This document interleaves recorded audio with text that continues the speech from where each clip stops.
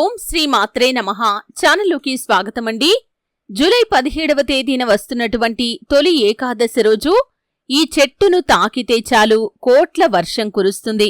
మహారాజయోగం మీకు పడుతుంది. అయితే తొలి ఏకాదశి పర్వదినానికి ఉన్నటువంటి విశిష్టత ఏంటి?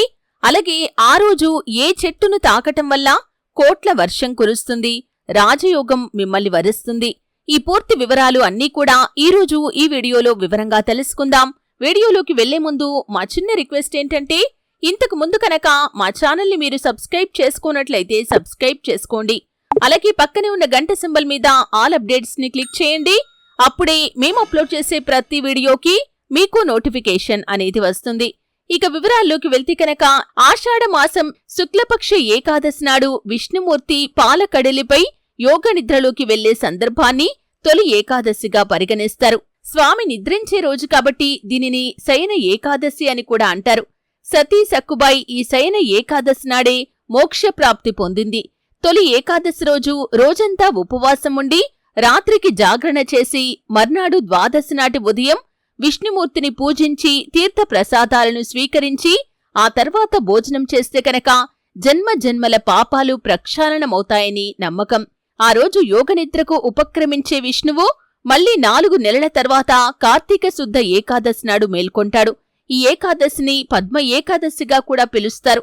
ఈ యోగనిద్ర అనేది భూమిపై రాత్రి సమయాలు పెరుగుతాయి అన్నదానికి సూచనగా ఉంటుంది. తద్వారా ప్రజల్లో నిద్రా సమయాలు కూడా పెరుగుతాయి. భవిష్యోత్తర పురాణంలో కూడా కృష్ణుడు ధర్మరాజుకు ఈ ఏకాదశి మహాత్యం గురించి వివరించాడు. దానినే ఉత్థాన ఏకాదశి అంటారు. ఆ తర్వాత రోజు వచ్చే ద్వాదశినే క్షీరాబ్ది ద్వాదశి అంటారు. ఈ 4 నెలల కాలాన్ని పవిత్రంగా పరిగణించి అందరూ చాతుర్మాస దీక్ష కూడా చేసేవారు.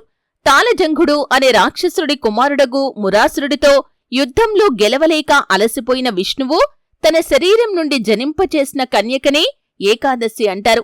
ఏకాదశి వ్రతాన్ని ఆచరించే రుక్మాంగదుడు మోహిని రూపంలో వచ్చి ఏకాదశి పూట పొందుకోరిన రంభను తిరస్కరించాడట.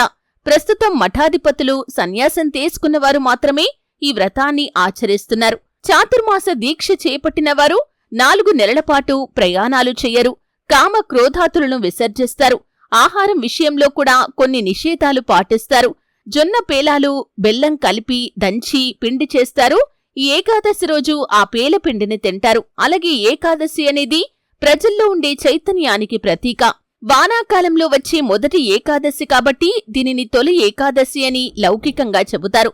ఏకాదశి అంటే 11 అంటే 5 జ్ఞానేంద్రియాలు, 5 కర్మేంద్రియాలు, మనస్సు కలిపి మొత్తం 11. వీటిని మనిషి తన ఆధీనంలోకి తీసుకుని వచ్చి వాటన్నింటినీ ఒక్కటిగా చేసి అప్పుడు దేవుడికి నివేదన చేయాలి. దీనివల్ల మనిషికి సహజంగా అలవడే బద్ధకం దూరమవుతుంది. రోగాలు కూడా దరిచేరకుండా ఉంటాయని, ఇంద్రియ నిగ్రహం పెరుగుతుందని కూడా సాంఘిక అంశం దాగి ఉంది. అలాగే ఏకాదశి మహాత్యాన్ని తెలిపేటటువంటి ఒక పురాణ గాథ కూడా ఉంది. సూర్యవంశంలో ప్రఖ్యాత రాజు మాంధాత. అతడు ధర్మం తప్పడు, సత్యవంతుడు. అతడి రాజ్యంలో ఒకసారి తీవ్రమైన కరువు వచ్చింది. దాంతో ప్రజలందరూ కూడా పడరాని పాట్లు పడుతూ ఉంటే అంగిరసుడి సూచనపై ఈ సైనిక ఏకాదశి వ్రతాన్ని భక్తితో చేస్తాడు మాంధాత. దాంతో వర్షాలు వచ్చి కరువు తీరి ప్రజలంతా కూడా సుఖంగా ఉన్నారని పురాణాలు కూడా చెబుతున్నాయి.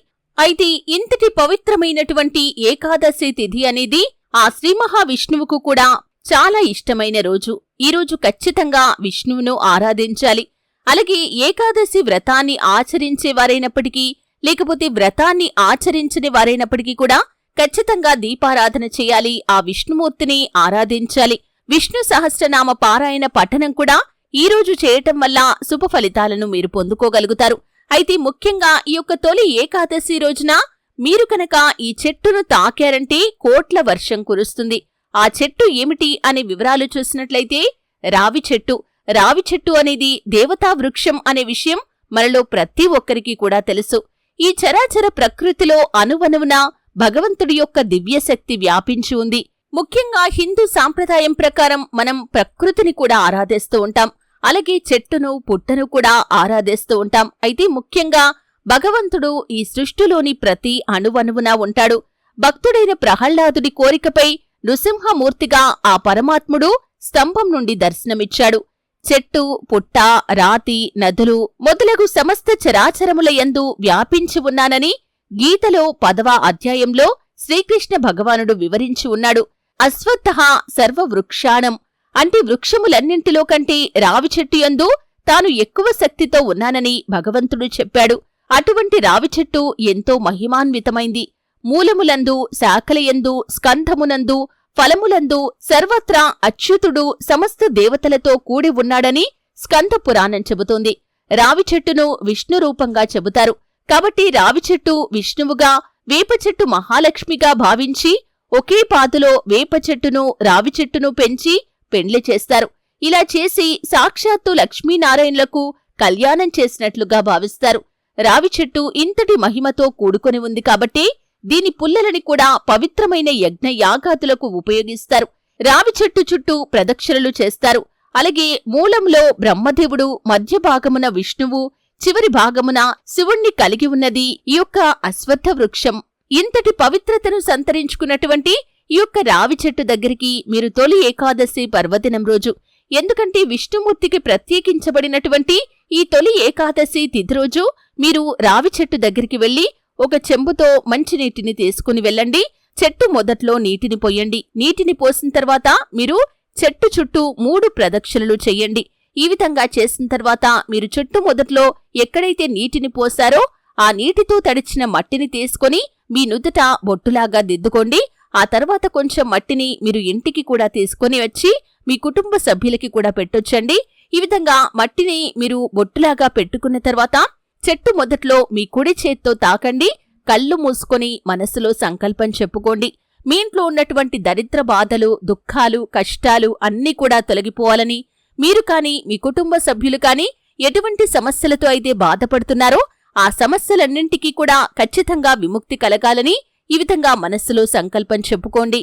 మీ ఇంట్లో ఉన్నటువంటి కష్టాలకి పరిష్కారం చూపించమని ఈ విధంగా భగవంతుడితో మీరు మీ యొక్క కష్టాలను చెప్పుకున్నట్లుగా రావి చెట్టుతో చెప్పుకోండి. ఎందుకంటే రావి చెట్టులో సమస్త దేవుళ్ళు కొలువై ఉన్నారు కాబట్టి ఈ విధంగా తొలి ఏకాదశి పర్వదినం రోజున ఈ చెట్టును తాకి మీరు మీ యొక్క మనసులోని సంకల్పం చెప్పుకున్నారంటే కోట్ల వర్షం కురుస్తుంది. అలాగే మహారాజయోగం కూడా పడుతుంది. ఆర్థికంగా గణనీయమైన పురోగతి సాధించగలుగుతారు. అలాగే మీ జీవితంలో ఎటువంటి కష్టాలు, బాధలు ఉన్నాయో అవన్నీ కూడా తొలగిపోతాయి.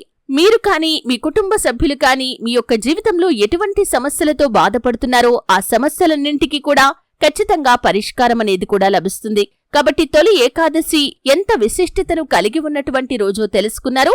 ఇంతటి పరమ పవిత్రమైన రోజున మీరు మహిమాన్వితమైనటువంటి రావి వృక్షాన్ని తాకి మీ యొక్క మనసులోని సంకల్పం చెప్పుకున్నారంటే మీపైన లక్ష్మీదేవి యొక్క అనుగ్రహం కలుగుతుంది.